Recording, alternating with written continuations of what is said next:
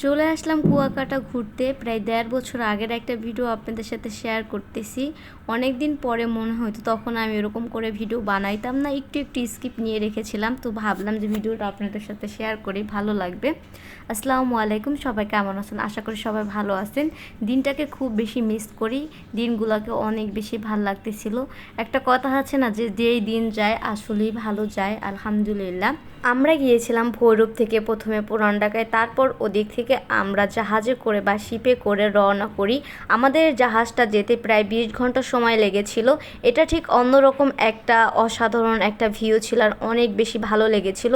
সচরাচর আমরা তো গাড়িতে বাসে করে যাতায়াত করি, কিন্তু এভাবে জাহাজে করে যাতায়াত করতে কিন্তু অন্যরকম একটা ফিল হয়। আমার মনে হচ্ছে যে আমি হয়তো বাইরের কোনো দেশে যাচ্ছি, মানে এত বড় জাহাজ।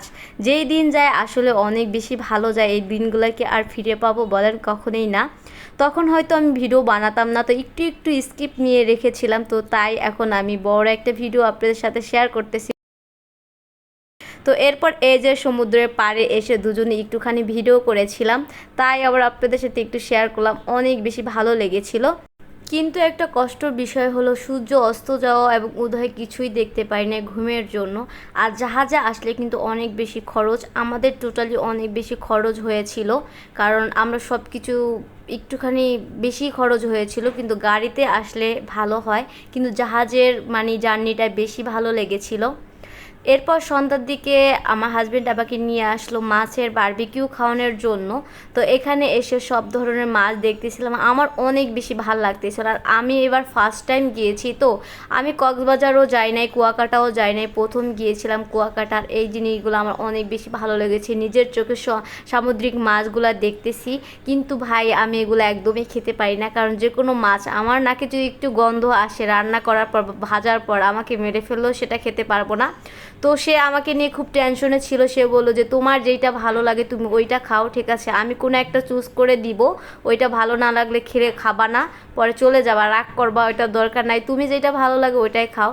তো সে বলতেছিল কাঁকড়া খাবা নাকি, আমি একবার বলতেছি যে কাঁকড়া খাবো, আবার কি খাবো, মানে আমি কনফিউজে পড়ে যাচ্ছি যে আমি কি খাবো। তো এরপর হলো রূপচাঁদা মাছটাই আমি সিলেক্ট করলাম, কারণ দোকানদার ভাইয়া বলতেছিল যেহেতু সে অন্য মাছের ভিতরে কোনো মানে ইয়া করতে পারে না, তাহলে সে রূপচাঁদা মাছটা খাক। আর লোকের কথাটা শুনে আমি অনেকটা ভরসা পেলাম, মানে আর প্রচুর পরিমাণে মাছের দাম, সেটাকে আর বলতে নাই। এই একটা রূপচাঁদা মাছ আমাদের ৪০০ টাকা নিয়েছিল, ৪২০ টাকা হয়তো। তারপর আবার লোকটা অনেক বেশি ভালো বানিয়েছে, মানে সে বলতেছে আপু আমি যেমনি বানিয়ে দিব আপু হাত চেটে পুটে খাবে। হ্যাঁ, তারপর লোকটাকে এত ভালো করে করছে, তাকে বকশিশ দিতে হয়েছে। অনেক বেশি সুন্দর করে বানিয়ে দিয়েছিল মাছের বারবিকিউ। আমরা সচরাচর কিন্তু বাসায় বারবিকিউ করে খাই, কিন্তু কুয়াকাটা বা কক্সবাজার এরকম বারবিকিউ কিন্তু হয় না, অনেক বেশি ভালো লাগে। এই দিনগুলোকে অনেক বেশি মিস করি, অনেক বেশি ভালো লাগে আমার কাছে।